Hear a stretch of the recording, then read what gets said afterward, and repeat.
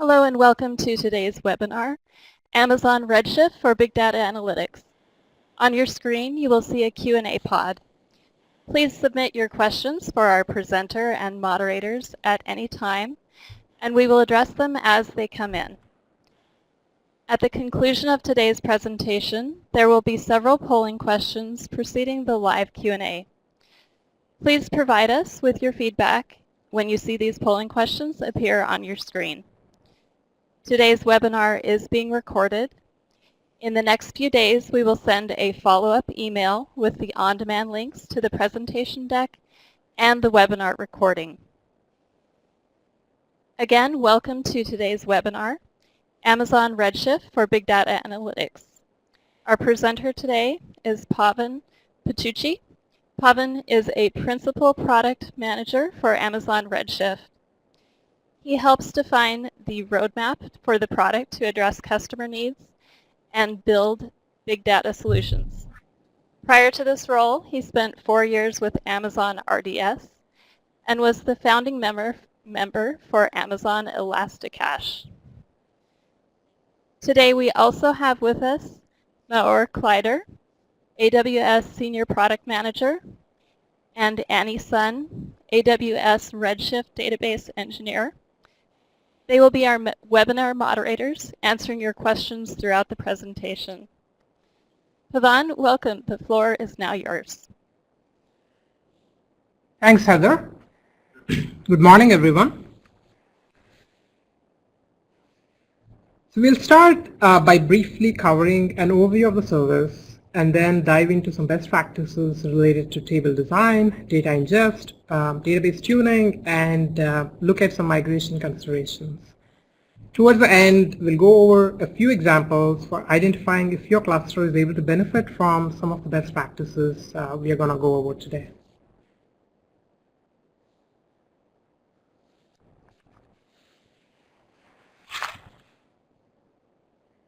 Amazon Redshift is designed to make data warehousing simple, fast, and cost-effective.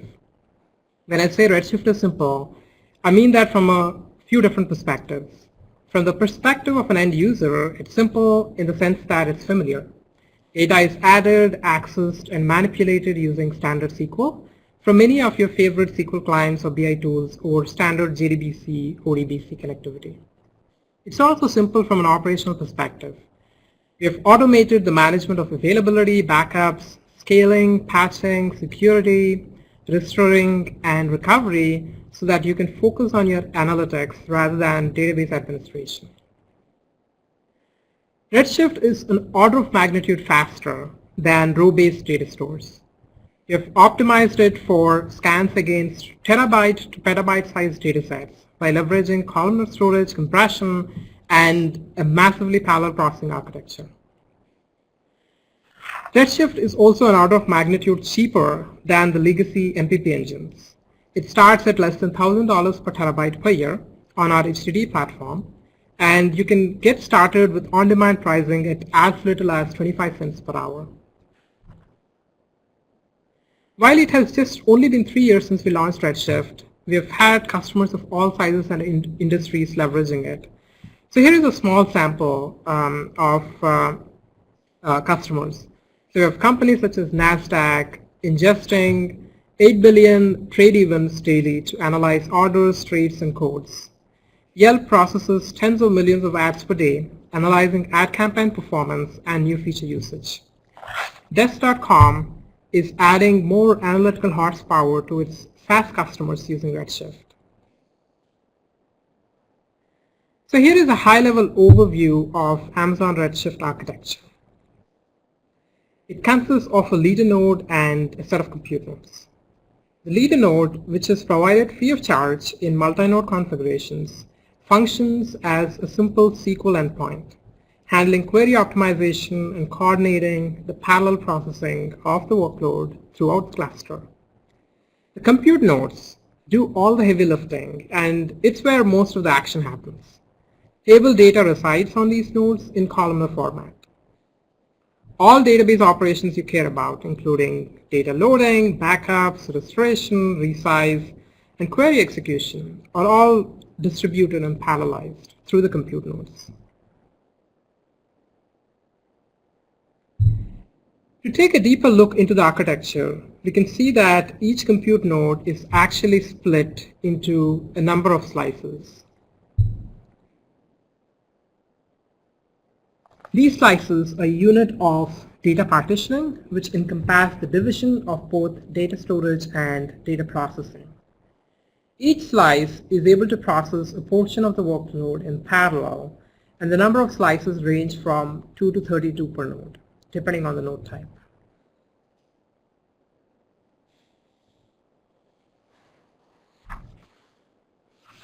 In columnar storage, we can access only the column of interest to reduce the number of blocks needed to scan significantly.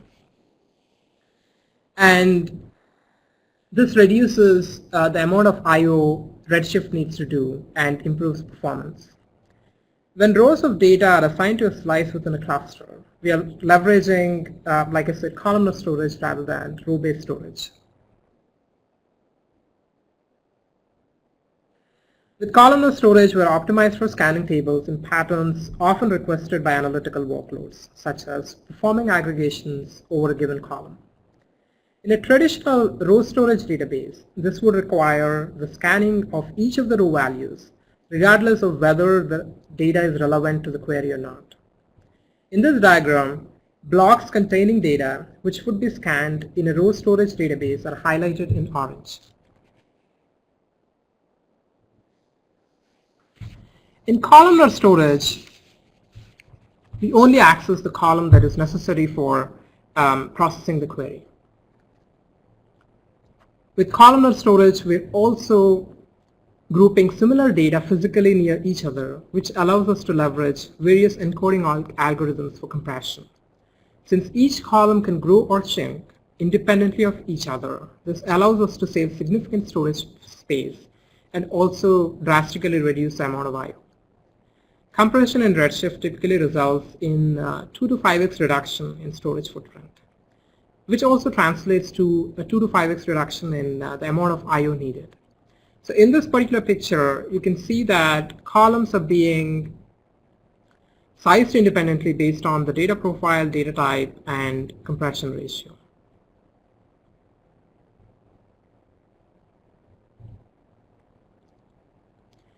We also leverage zone maps to effectively prune blocks from needing to be fetched. So this is done by checking predicates against an in-memory block header, which contains the min and max values for each of the block. For range-restricted scans, if a block has a min-max range which doesn't include the relevant value, then that block is simply skipped without needing to perform any more additional work.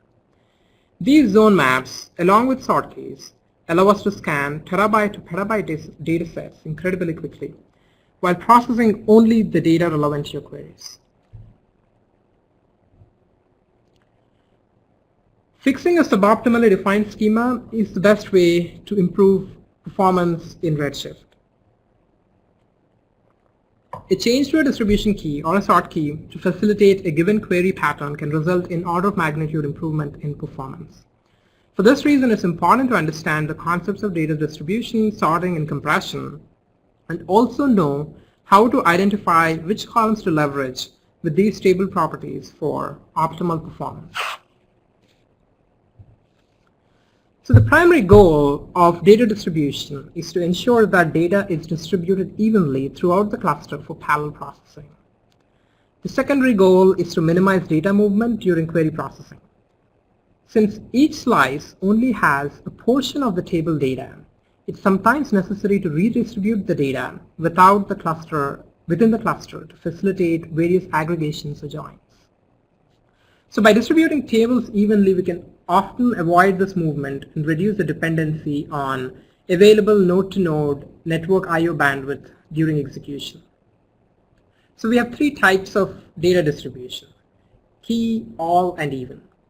Key distribution is specified on a single column, and as data is ingested into the table, we take a hash of that column's value and then distribute the row pertaining to that column's hash to a specific slice. All distribution stores a complete copy of a table in the first slice on every compute node. Event distribution performs a round-robin distribution with no attempt to store similar rows or values on a specific slice. So we're going to go over a few examples of how these three types of distribution styles work. So in the first example, which is event distributions, we simply do a round-robin distribution of the underlying data. So in this example, you're seeing 4 nodes, and so the data gets evenly distributed across these nodes. So the second example is a key-based distribution, where we are using a hash function to distribute the nodes, distribute the data to specific slices in the nodes. So we are distributing, if you distribute by the ID, it's hashed, and the data gets distributed across the various nodes. So you can see that the 4 different nodes are distributed, have the data distributed using the hash function. So if you use gender, for example, as a distribution key, it doesn't distribute well, right? So it has just two values, which means all of the data just gets distributed into 2 nodes. Distribution style all, as we discussed earlier, distributes the data across all the nodes, duplicates the data across the first slice in all the nodes. So here is an example to understand the significance of data distribution. So we have a customer table that is hashed on the customer ID. And so in this example, we are considering 2 different nodes. So node 1 has customer ID 101306. Node 2 has customer ID records consisting of customer ID 292 and 209. And then we have an order table, which is also distributed by the customer ID. So you can see that given both the customer table and the order table are distributed using the customer ID, the records are co-located. So 101 and 306 pertaining orders are in node 1, and 292 and 209 orders are in node 2. So when you perform a join to understand the amount spent by each customer, we do that by joining the customer and the order table. And given that they are hashed on the same key, joins are co-located in the same node. Now let's take the example where you have different distribution keys. The customer ID is distributed using, customer table is distributed using customer ID. And then let's say the order table is distributing using the order ID. So here you can see that the data corresponding to the customer ID is not necessarily co-located across both these tables. So when you're trying to do a join there, the customer table in the first node needs to talk to the order table in the second node to be able to join the data.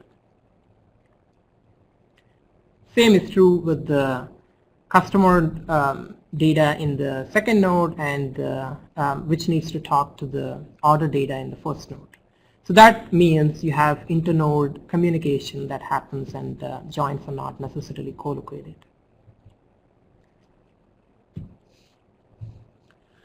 So generally, key is best for large fact tables that are joined with various dimension tables. If the table is not joined against other tables, you can still use distribution style key on a column to localize aggregations. Also, if you frequently deep copy or archive a table with insert into select, since the copy will be performed locally when both the source and destination table share a common dist key, distribution style key is optimal. All distribution is good for slowly changing dimension tables of a moderate size. It's important to test here, since too large of an all distributed table will suffer from a lack of parallelized scans, and too small of a dimension table will not benefit, since the cost of distributing a small table is insignificant. Even distribution is appropriate when there are no columns, which would make an appropriate distribution key without introducing skew, or for extremely small dimension tables.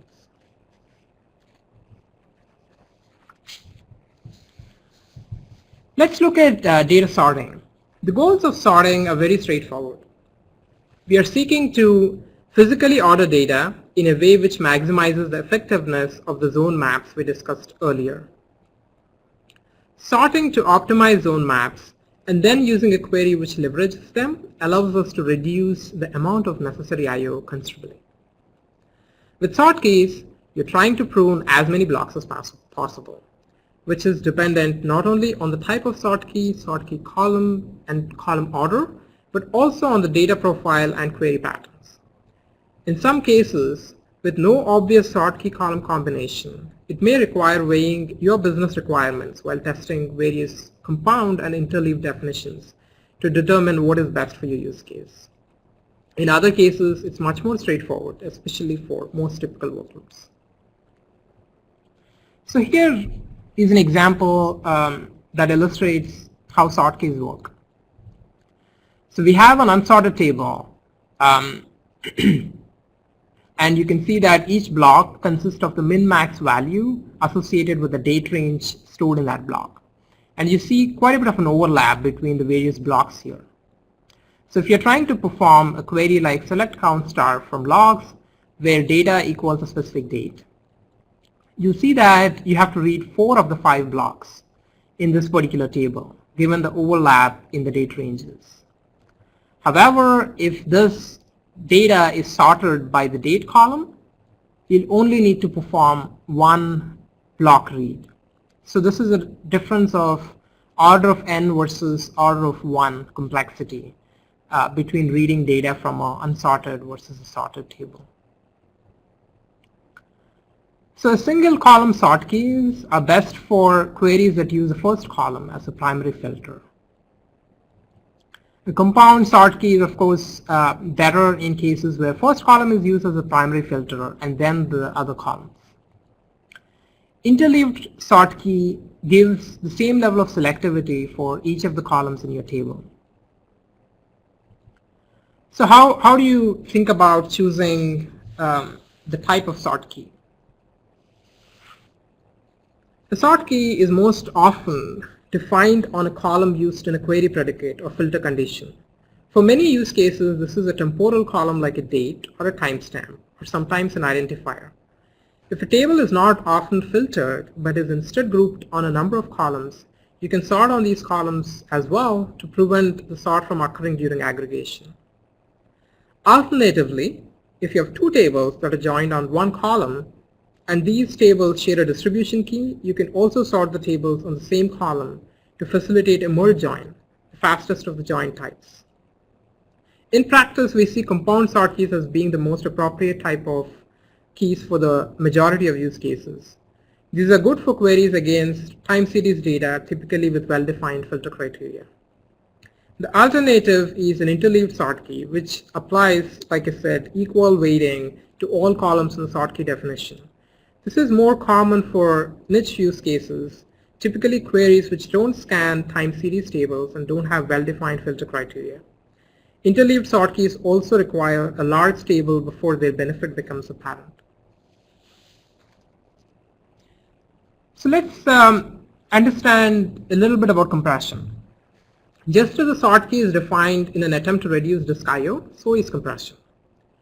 Optimal compression encoding is also specific to the data profile, but we provide an automated compression feature which enables you to identify what's best for your data.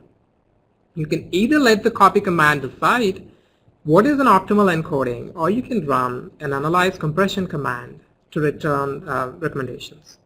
Both these processes leverage the same strategy, but the copy takes an additional action by recreating the empty table with the recommendation, whereas analyze compression simply returns a recommendation response.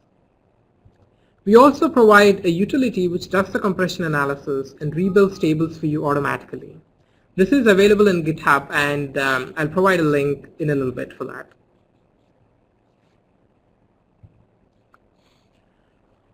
So for automatic compression analysis, we sample a subset of rows and brute force the optimal encoding by compressing the data in every possible way, one column at a time, comparing sizes, and then make a recommendation based on which encoding allowed the data to be compressed to the fewest number of blocks. So however, the process of automatic compression analysis is expensive and increases in duration as the number of columns in your table increases. So it should be considered as an ease of use feature, but not something that's occurring regularly as part of a repetitive ETL process. So if your use case involves repeated loading of data into empty staging tables, where compression analysis would be occurring by default, it's unlikely that your data profile changes too much from load to load. This means you're adding significant overhead to the ingest process, only to get the exact same recommendations each time. If you already know what those recommendations are likely to be, then we recommend that you disable automatic compression analysis and just use the expected encodings instead. And so this can be achieved by specifying column encoding explicitly in the create table statement, or by using the create table like to inherit the encodings from the previous or parent table.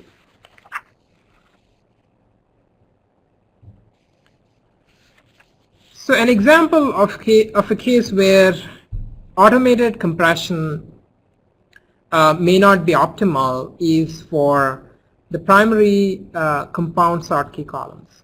So if you have a sort key column which compresses so well that it stores a massive number of values per block, since the smallest fetch we can perform is only a single block, we also need to fetch a large number of corresponding row offsets in order to materialize the rows for each of the columns in the compressed sort key block. By uncompressing the sort key column, we reduce the number of values per block and subsequently reduce the size of the row offset. This reduces the number of blocks fetched so long as your queries are performing an in-memory scan of the zone maps. Performance will improve quite a bit even when filtering on a larger uncompressed sort key column. So this is something to keep in mind as you look at automated compression recommendations. Loading data with a copy command, sourcing files from S3 is the fastest way to parallelly load data into your cluster. As you scale on Redshift and your ingest requirements move closer to real time, or your quantity of data increases, it is critical to be aligned with a few best practices to ensure optimal ingest throughput. Here we see the various ways to ingest data into Redshift. So you have options like loading from EMR, remote host over SSH, DynamoDB, or even Kinesis Firehose as options. But loading data directly from S3 is the fastest way to get it into Redshift. During a load operation, a slice on a compute node is able to download a file from S3, begin streaming decompression, parse the data into typed data fields, distribute the data to other slices in the cluster, and finally write the data to disk. For a copy command, a single slice can perform this operation on a single file at any one time. In the example here, we have a node with 16 slices loading one file. During this operation, as you can see, only 1/16 of the cluster is active, and 15 of the 16 slices available are sitting idle with no files to load. The simple recommendation here is to always load a number of files equivalent to the number of slices in the cluster, which ensures that all the slices are fully utilized. This is necessary in order to reach maximum throughput for data ingestion. Another example is related to a new feature that you might want to consider called alter table append. So ELT and sometimes ETL workloads as well involve moving data to a staging table and cleansing it or aggregating it before loading into a production table. If you have such a use case, you could benefit significantly from the alter table append command. This command updates the metadata of the blocks for appending them to an existing table. This is significantly faster than duplicating the data using the insert into command. So let's look at some best practices for tuning. Configuring your tables initially is the first step, but as you load data into these tables, over time you need to ensure some level of upkeep is being done to facilitate performance at scale. Without any sort of maintenance, you can easily run into issues like stale statistics, unsorted data, and distribution skew. And without some level of oversight into your workload, you can also encounter WLM or commit queuing or issues with database lock contention. So we're going to focus on some of these areas in this section.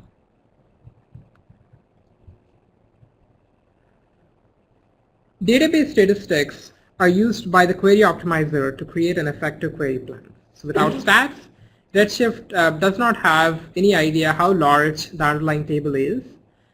So if it chooses incorrectly, if the stats are incorrectly, if the stats are stale, it could result in redistribution of potentially massive table in a massive table throughout the cluster. It's recommended to keep your tables it's recommended that you have accurate statistics on your table such that the generated query plan is optimal. So the frequency of gathering statistics with analyze is dependent on the query patterns and your load strategy. So there is no need to gather stats on a table. For example, there is no need to gather stats on data you won't be reading. So if you have a micro batch data load every 5 minutes, but only generate reports on an hourly or a daily basis, then you really only need to be gathering stats prior to generating those reports. It's most important to ensure you have stats on the dist key, sort key, and columns referenced in the query predicates.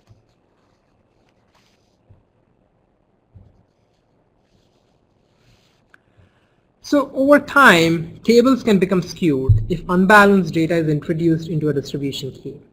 So if this occurs, then the workload also becomes unbalanced and the query completion time becomes bottlenecked at the rate of the slowest slice.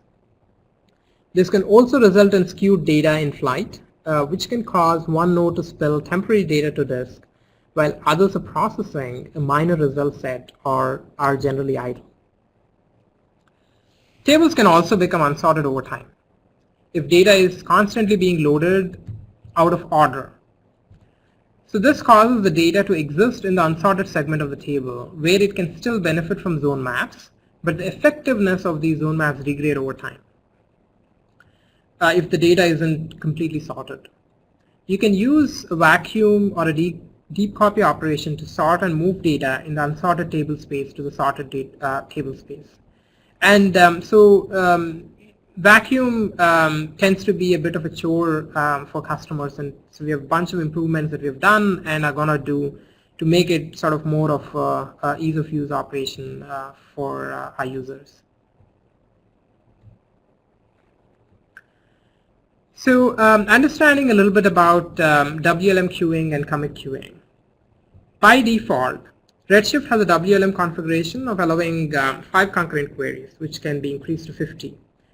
This is something that you can change with the cluster parameter group. It's useful to monitor the state of your WLM queues periodically to identify queuing and to potentially increase concurrency to prevent the queuing behavior. There is a script in our GitHub project, WLM apex hourly.sql, and we're going to go over some of the GitHub links in a bit. And so this allows you to historically check your peak concurrency requirements so that you can fine-tune your WLM to accommodate the changing demands of your workload. We earlier discussed the distributed two-phase commit strategy, which we leverage to remain ACID compliant. It's possible that if your cluster is flooded with a lot of operational workflows that issue a small number of numerous commits, you can accumulate a commit queue and have a bunch of pending commit operations. This is exposed in a system table called STL commit stats, and a field named qlen can give you a better sense of it.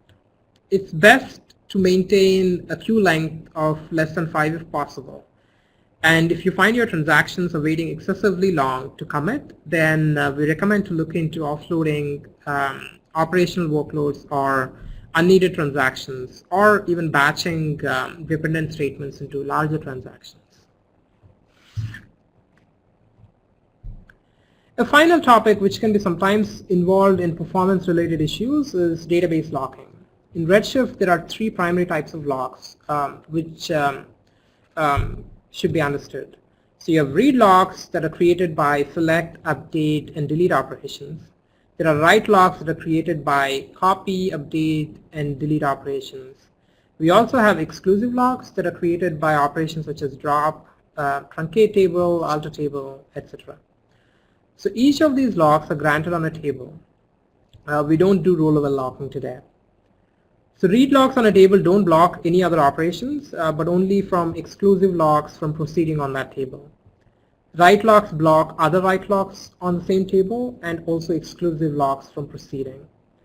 Exclusive locks will block other lock types, including other exclusive locks. So in the event of an ungranted lock, subsequent lock requests queue up behind it. So this can be observed if you were to issue a drop table statement while a transaction was open that held the read lock on the table. The drop table seems to hang from your perspective. The drop table would seem to hang due to the ungranted lock, and all the subsequent read or write locks will also be ungranted until the exclusive lock is granted. So these types of interactions are captured in the SVB transactions tables and can help you identify potential lock contention. Let's look at a few migration considerations. So we work with a large number of users who migrate to Redshift from either an existing data warehouse solution, an OLTP solution, which can no longer operate at scale for analytical workloads. We also see a number of startups who are getting into analytics for the first time with Redshift. Regardless of the previous solution, there are a number of factors you might want to consider when leveraging a columnar data warehouse like Redshift. Some of the things that you do on other data warehouses could actually be anti-patterns on Redshift. You may be used to loading like one giant file per table. But as we discussed earlier, having multiple files per copy maximizes ingest performance on Redshift. Your data pipeline may also involve loading data and massaging it in a loop for different workflows. This is not necessarily, this could also be an anti-pattern for Redshift, and we'll talk a little bit about it in a bit. You may also clear the data before every load because you may not really know what you have loaded. But instead, you might want to really keep track of what you're loading, as this process does not scale for larger loads. Other important aspect to keep in mind is that on legacy databases, each process leverages a fraction of resources. So to fully leverage the underlying hardware and resources, you may increase the concurrency of loads to a significant extent. However, on Redshift, each process utilizes all the available resources fully. So you maximize throughput at a smaller concurrency. So that is that's a key difference between other row-based systems in Redshift. Another anti-pattern is using single-turn inserts and updates. These are very expensive on Redshift and could slow down actual large loads. And we'll talk a little bit about it as well. So a couple of questions you might want to ask is why you are doing what you're doing. If you don't know, because we've been doing it this way all along, may not be a great answer. A lot may have changed since the time the data pipeline may have been instituted. Your end users' requirements may have changed. Some of the limitations that you may have envisioned when you started designing this pipeline may not exist anymore. And so this sort of a thing is especially true if you're moving to a new system like Redshift. On Redshift, deletes just mark rows for deletion and updates are deletes with an insert. like we discussed earlier, periodical vacuum operation is needed to purge deleted data and resort rest of the data. Since blocks in Redshift are immutable, we need to write a number of partially filled blocks for very small inserts. So issuing an insert statement for just a few rows is generally just as expensive as inserting hundreds of thousands or even millions of rows. So we therefore recommend batching the loads. Another aspect to consider is aggregation is an extremely fast operation on Redshift. Especially if the key you are grouping by matches the distribution key, each slice can perform local aggregation and then merge the aggregated data into one single step. Therefore, order on group by matters. So if a second key in your group by operation matches the distribution key, just changing the order could improve performance significantly. So this is something that you may want to keep in mind as you think about the distribution key choices and query tuning best practices. As discussed earlier, Redshift maximizes the throughput at relatively lower levels of concurrency. So lower concurrency is better for writes and higher concurrency is better for small reads. And so this is something that you can experiment with using WLM. And we'll talk about doing that in the next slide. So here is an example where, if you're doing nightly loads, you could allocate more memory to your write queue and less memory for your read queue, and then swap those settings in the morning to give more resources to your users that are executing queries. And so this is something that can be set up through a cron job and can be done without any sort of impact to a cluster that is running. Another feature that we recently introduced is WLM queue hopping.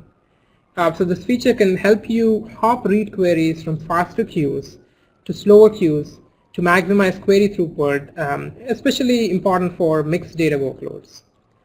For example, you could create two queues, one for interactive queries with, say, 10-second timeout, and another for ad hoc queries with, say, 1-minute timeout.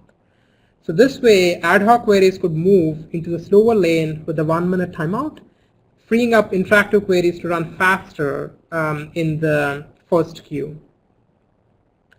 So this prevents smaller queries from being starved behind sort of complex and larger queries.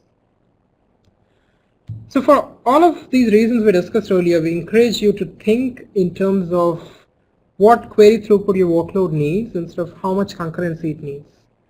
Doubling the concurrency when each query takes twice as long will not improve the user experience. So we made several improvements during the last 6 months that double the query throughput on Redshift. We expect to continue with these improvements going forward.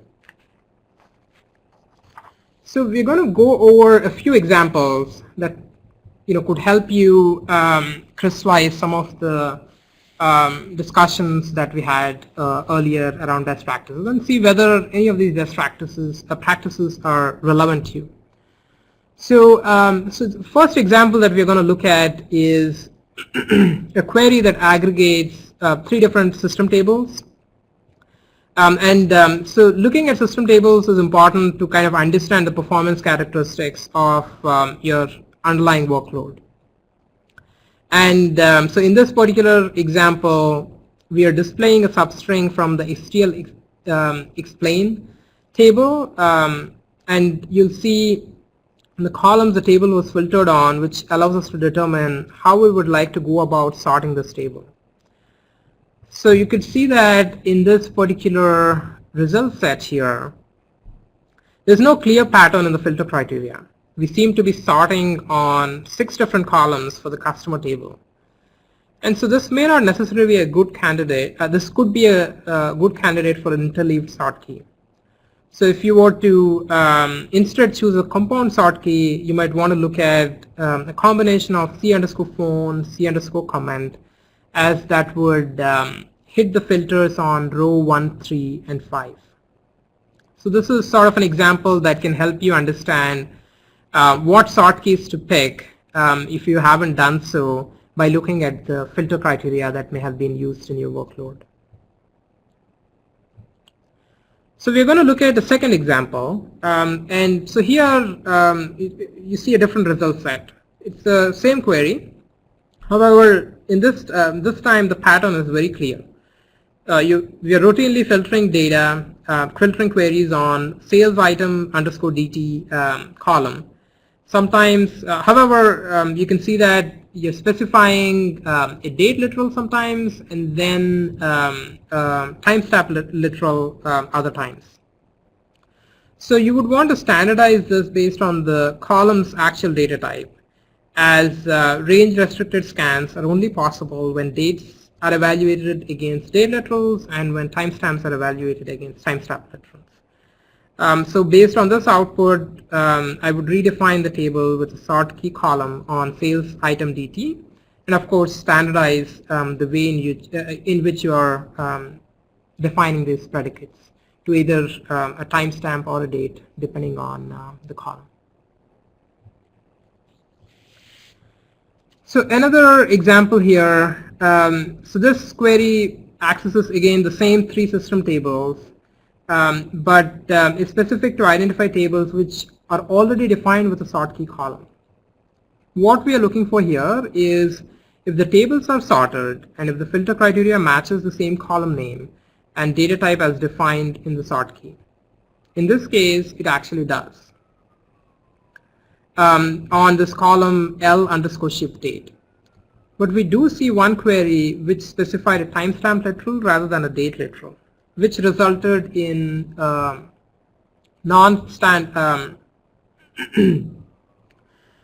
which resulted in a non-range restricted scan. And so you can see that the impact of doing so on this single query is that it took 150 seconds to complete, whereas the rest of the query is completed in milliseconds. So let's see, it's this particular one. So this can help you identify if you have if there are specific filter patterns that are creating abnormal results, and then you can go back and understand why that is the case.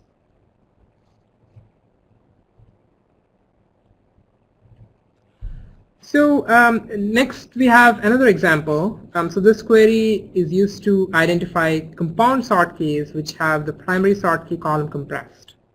So as we have discussed earlier, not having the sort key compressed could be important. So in this, this query looks at the PG catalog tables. However, it's database specific. So if you have multiple databases in your cluster, be sure to run this on each of the databases.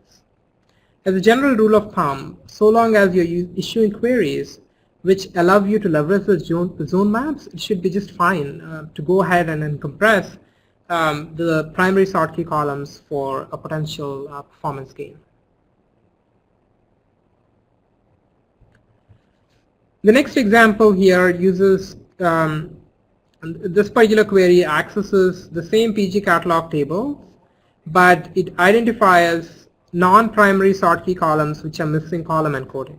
So you might want to understand if you have any specific sort key columns that any specific non-primary sort key columns that haven't had a compression encoding defined. And so enforcing compression encoding could improve performance, as we discussed earlier, by reducing the amount of I/O required to query on these columns. So tables which contain columns returned by this query should leverage the column encoding utility or the analyze compression command and recreate the table so that we effectively leverage compression across these columns.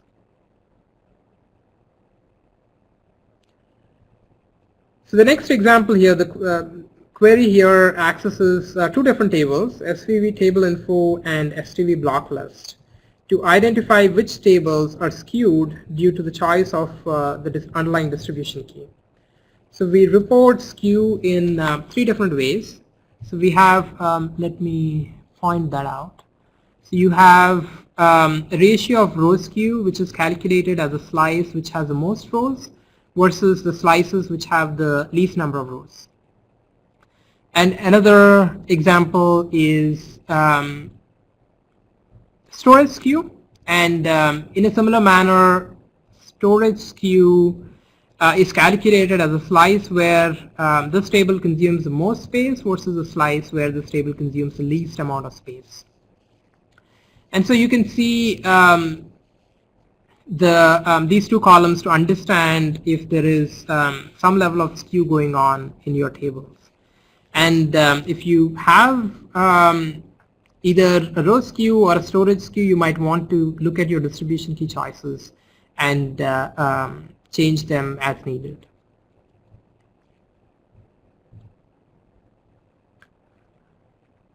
So the next, let's look at the load pattern so that it kind of ties back to some of the things we discussed about best practices for loading.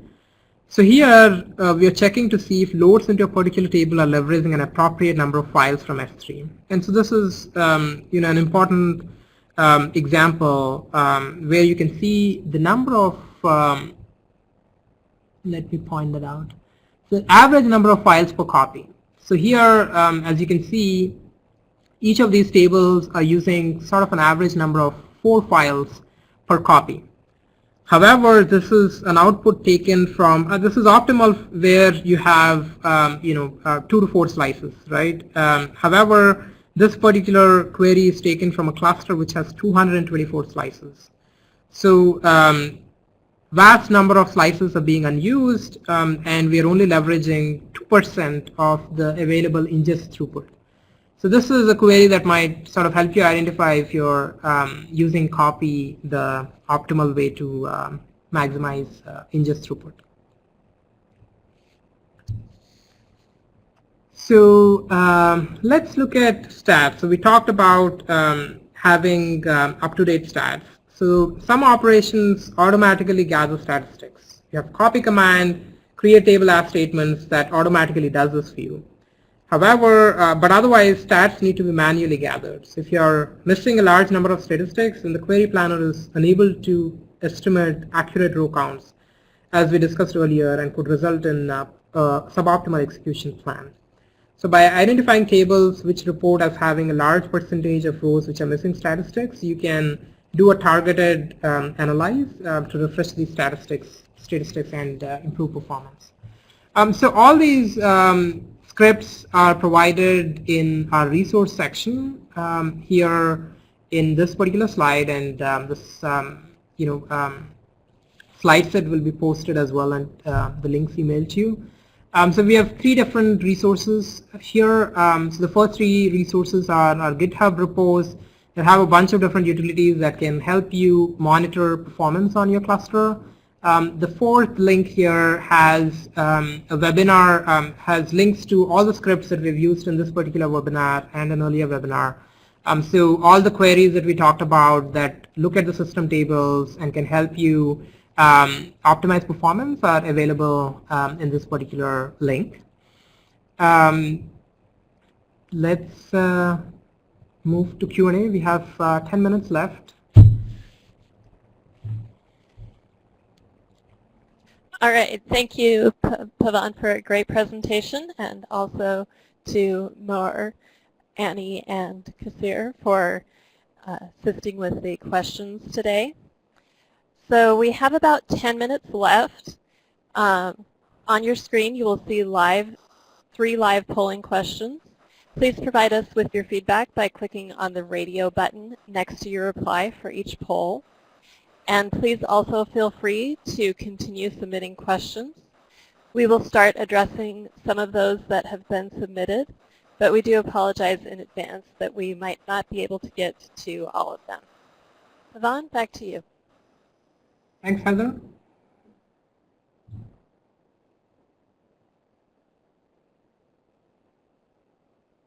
Looking at, give me a second as I look through some of these questions.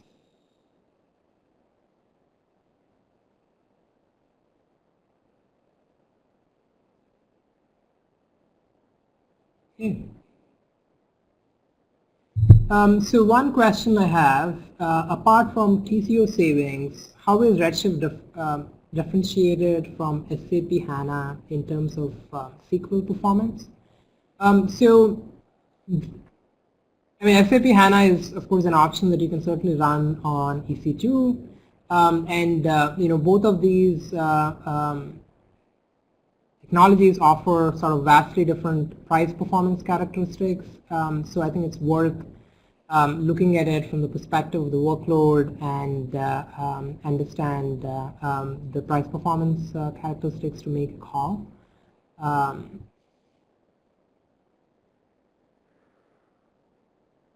So another question we have is, could you please provide use case reference architecture to cover where Redshift fits in the big data analytics sort of workflows, batch or on demand?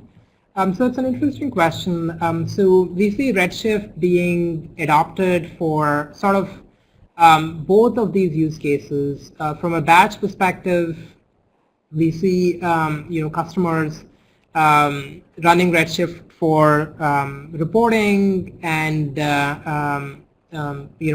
with tools like Tableau and MicroStrategy, etc. We're also increasingly seeing customers use Redshift in conjunction with Kinesis and Kinesis Firehose. So Kinesis Firehose makes it extremely easy for you to stream data from hundreds of thousands of data producers automatically into Redshift. And so you can set up the frequency at which you would load that data. And we have customers loading data in 3 to 5 minute sort of intervals. And so that kind of, it's not necessarily on demand and real time, but it's getting closer to near real time there.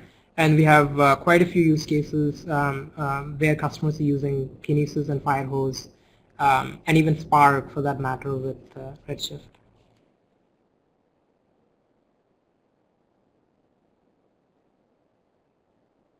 Looking at a few other questions. Can Redshift provide throughput for OLAP web queries? So we, like I said earlier, Redshift is used with several reporting tools out there in the market very effectively and at scale. However, it's not a platform that you want to run web applications on. So if you're running web applications and providing sort of even OLAP functionality sort of to external users with sort of a web front end, I would recommend you to look at options such as Amazon Aurora.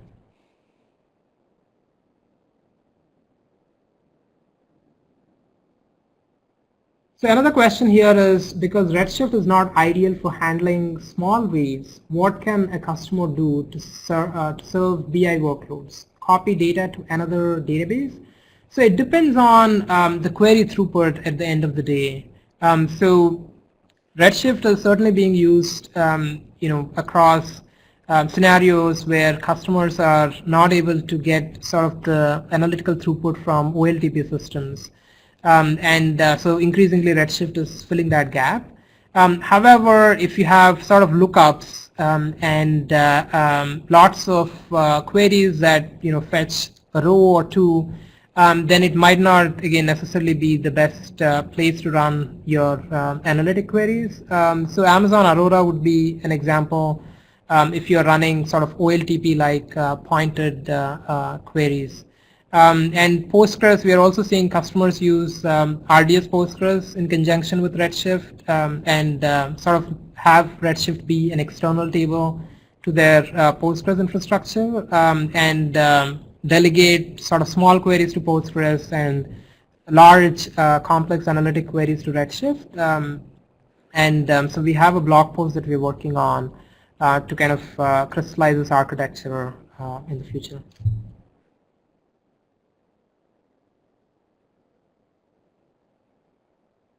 There are a few questions around recording, sharing the recording for the session. It's certainly going to be available to you shortly.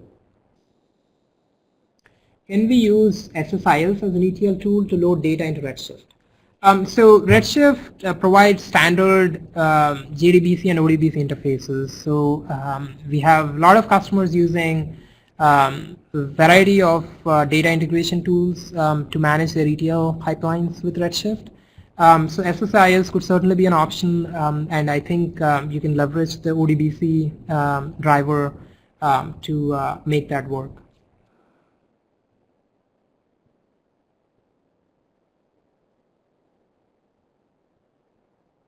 So let's see.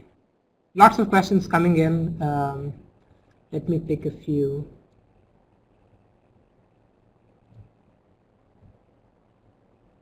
Okay, so there's a question around pricing. How can you use on-demand for 8 hours when your data is permanently in Redshift 24/7? So we have customers leveraging Redshift sort of as a way to scale their existing analytical platforms for a period of time and turn off their clusters when it's not needed. So Redshift provides streaming restore functionality, and what that facilitates is whether it's a 1 terabyte backup or a 1 petabyte backup, you can restore from it very quickly within minutes while we stream the blocks behind the scenes from S3. And so what that means is if you create a cluster, you do processing, you can turn off the cluster after taking a backup. And restoring from it should be super quick while we hydrate the cluster and provide both read and write operations during that process. You could see some performance impact, but the cluster will be available for any sort of operation. So that sort of makes it an interesting option for customers trying to keep cluster running for n hours a day, and we certainly have customers doing that, running a cluster from morning till evening and then turning it off before they leave work, and then initiating a restore operation the next day.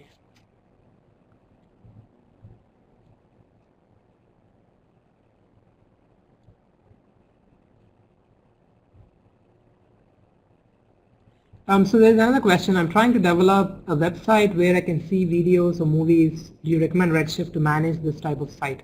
So Redshift, a lot of customers use Redshift to analyze their clickstream information. So if you want to measure user engagement to your media websites, it's a great place to do that, but it's not a place where you would want to store your media information or serve your website from. For that, you would want to use other transactional OLTP databases.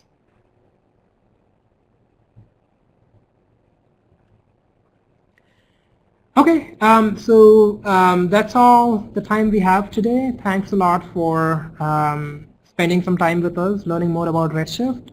Any further questions, please feel free to post them on the forums with the tag webinar, and we'll be on a lookout for those and answer them. Thank you. I'd like to extend a special thank you to our presenter, Pavan, for his time today and a great presentation, and also to Annie, Moer, and Kasir for answering the audience questions. If you do have any comments on our previous or upcoming webinars, or suggestions on the topics you wish AWS to cover in future webinars, please feel free to email aws-webcasts@amazon.com. Your feedback will help us to improve our webinar programming. Thank you everyone for taking the time to join us today, and enjoy the rest of your day.